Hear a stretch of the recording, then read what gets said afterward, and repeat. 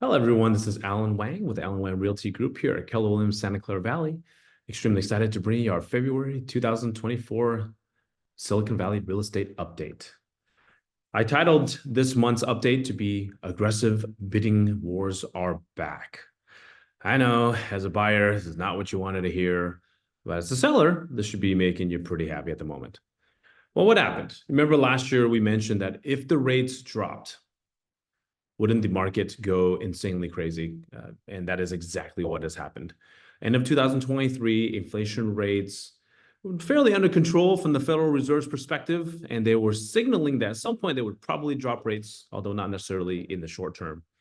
The mortgage industry reacted fairly quickly by dropping rates anywhere from half a point to about 0.75 to even one point on the percentage. And so 2024 came around, and at least in December, our lenders noticed more pre-approvals being sent in than any December they've seen in a long time. And so as we mentioned to buyers last year, imagine what happened if rates dropped. What happens? A lot of pre-approvals and a lot more buyers on the market. January rolls around, we are busy again. Buyers are out and about and looking for homes. And that's what happens when a rate drops. Folks think that they can afford more, and everything starts getting a little frothy again. Inventory still low. I mean, there's just never enough inventory in the Silicon Valley. I will say that myself and a lot of my colleagues have been getting a lot more listing calls. Possibly the rate drops have encouraged sellers to say, all right, fine, I know I have a really good rate, but I could still move and still get into something. The rates have gotten a little lower. Maybe it is time to let go of my property. Life goes on. And so life continues to happen with our real estate needs. And folks are downsizing. I'm seeing trends of trustee sales continue to happen. I see folks moving out of state. I see folks downsizing. I see folks upsizing. It's all across the board as to what is happening in the real estate industry with sellers. But we're seeing it all across the board here. A lot more activity in 2024, which is good news for many of those of you trying to buy. It's good for us in the real estate industry as well. Aggressive multiple offers are back, I mentioned. Buyers' inventory is still very low, and so you will be battling for what's out there. Rates are low, stock market's doing well. A lot of factors here that are contributing to yet another frothy market for at least a little bit while longer. If you are a buyer, you better be in it to win it. If you thought last year was competitive, this year's worse. Just because of the sheer demand and low supply, you're going to have a lot of competition ahead of you. I want to give you all a few case studies. So some of the homes we've been selling this year really helps you understand what's going on. We'll start with 1166 Spencer Court, Mountain View, Los Altos Schools, 5-bed office, 3,900 square foot home with a 247 square foot ADU, big house, 4 bedrooms, and that office I mentioned. Condition, medium to high. We had a total of 7 offers. This is a higher price point. We didn't price it super low. If we did, we probably would have had 10, 15 offers. But enough to push it to where we wanted it to go. So we listed at 4.28, sold for 4.58. This property did not move last year in the winter timeframe, and we were able to get it to sell 6.8% over list price. Next property is 632 Spruce in Sunnyvale. 3 bedrooms, 2.5 baths, 1938 square foot property. Again, medium high condition. We had 20 offers came in. Again, if we have listed a little lower, we would have gotten 30, but 20 is plenty. And we were able to push the offer price to 2.7 million and change. That was 29.5% over list. 656 Giannini. This property was amazing. We 3-bed, 2-bath, 1,284 square feet, fully remodeled, renovated. Of course, everyone likes that. We listed at 1898 just because it was a little bit outside the Cupertino School District, and there was another comparable that was listed at this price and did pretty well. So we followed that same strategy. Well, we did not know that there were going to be 100 groups pretty much each day at the open house, and just endless droves of people coming in.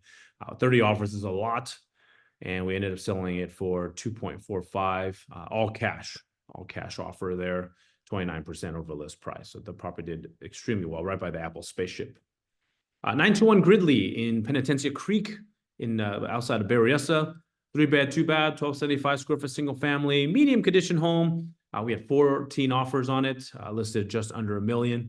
Hasn't closed yet, so we're not fully disclosing the price, but suffice to say, it did really well, over 20% over list price on this one. and we were given quite a bit of time to close as we needed to do a 1031 exchange. 2426 Corey, this was a unique situation where a seller needed to sell fairly quickly. And so we were off market, 3-bed, 2-bath, 1,370 square feet, medium to high condition property. But even off market, we were able to drum up 12 offers on the property listed at 1.49. Again, not closed yet, so we're not going to disclose the price just yet, but 20% over list price as well. Did extremely well, setting records for the neighborhood. You get a little bit of a feeling here as to what's going on as a buyer, as to what you're up against. Talk about inflation rates. As far as December, the inflation rates creeped up a little bit to 3.4%, as we mentioned prior. January came back down to 3.1%, more in line with the November data points. However, initial data seems to indicate that February we might have an uptick as well. So Federal Reserve has signaled that they are not in a hurry to reduce rates per se. So I'm not sure if that Q3 date still holds at this point, but we'll have to monitor inflation rates and see how things go as we get closer. Mortgage interest rates are up at the moment, probably because of the inflation news. We've been seeing this fluctuating a little bit. This is the nationwide conforming loan rate. I prefer to look at more jumbo rates locally. I always like to look at Wells Fargo Home Mortgage since they're one of the biggest lenders in our area. This rate was hovering at about 6.25% earlier this year, and now they're at about 6.5%. So kind of fluctuating up and down, but certainly not 7.25%. Not even 6.75, but coming down a little bit. And there's all types of relationship discounts that they can work on to bring this rate down. And so this rate here, when it hit the low sixes, it really spawned a lot of pre-approvals coming through and a lot of buyers. Now this little uptick here, expecting some fluctuation as we go along, but 6.5 is still not a bad rate. And so just going back to history here, I show this chart just to remind folks that we did have rates at 18% at some point in time. And so these are still good rates. Yes, we all love to be here, but these are still not bad interest rates. But it's enough to get people back out and about again in the marketplace. The other key factor here that's really helping our Silicon Valley buyers is around the NASDAQ. It's done extremely well last year and this year. If you remember, during COVID, we saw a 21% increase. Then the latter half of 2022, we saw a 33% decrease in the value, which really hurt and really slowed down the market at that moment. Then last year, we saw a 30% increase in the NASDAQ. And then this year, as of today, of this year, we're up 8% already. And we seem to be in a bull market here. So the net gain since COVID is 26%, even with the huge drop. I mean, we're net ahead. So anyone that's working in tech and has stock options, they have more down payment available to them to purchase a home to possibly offset any interest rate increase that they have seen. And so this is going to be what our buyers in Silicon Valley are armed with in order to purchase property. Unemployment rate, again, COVID peak 16%. This is creeping up a little bit. I've been seeing it at 4.5%, 4.6% most of last year. And in December, it creeped up to 5.1%. Still waiting for January data to come in. This is the tech sector, and layoffs are continuing. January, yet another 45,000 folks lost, and then another 15,000.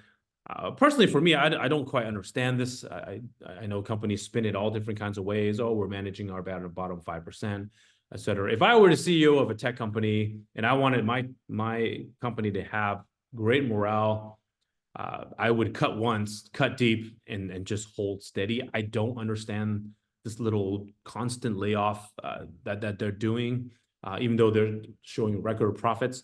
I don't understand it myself. I know they spin it multiple ways. And the bottom 5% is the most popular one, where they say, well, we're always managing the bottom 5%. I know, but basically you're laying people off. It's what it is, and you're just trying not to make the headlines. But yeah, I am not a fan of this approach, and I don't quite understand it. For me, I would really look at my entire company and cut once and cut deep, and then everyone, let's just move on. But I'm not the CEO of any of these companies. So it appears that layoffs are continuing. Again, I've not seen this affect homes. And a lot of folks go, oh, well, there might be a foreclosure, et cetera. We have not had frothy lending in quite a while. The lenders have been fairly tight with debt to income ratios. If there are two incomes, they should be able to carry it. If one income was lost, that is what it has been designed to do from the initial jump here. If there are struggles, I have been getting calls from a couple of folks who are struggling with their mortgage. When I do look at their home prices, they are all up. And so we can easily sell that property either even or slight loss or most likely at a gain. And if that's the case, then I don't see foreclosures happening, because in the worst case scenario, we could sell your property for you if you're in an employment situation such as that. Projections, inflation down for now, possibly up in the month of February. So we got to monitor this. The inflation rate is definitely tricky.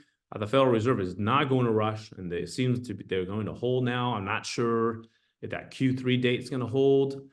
But we will see. And the inflation is a little bit stubborn, so we got to keep an eye on that and make sure that we see multiple months of it either holding steady or on the decline. Then I believe the Federal Reserve will go back to reducing rates again, possibly sometime this year.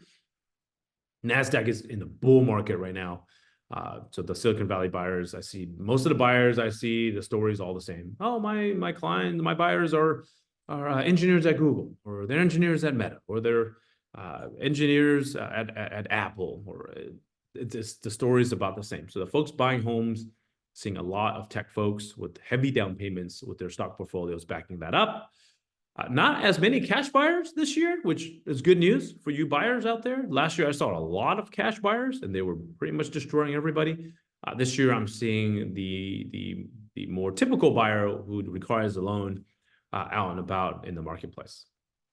Sellers' inventory is low, historically low.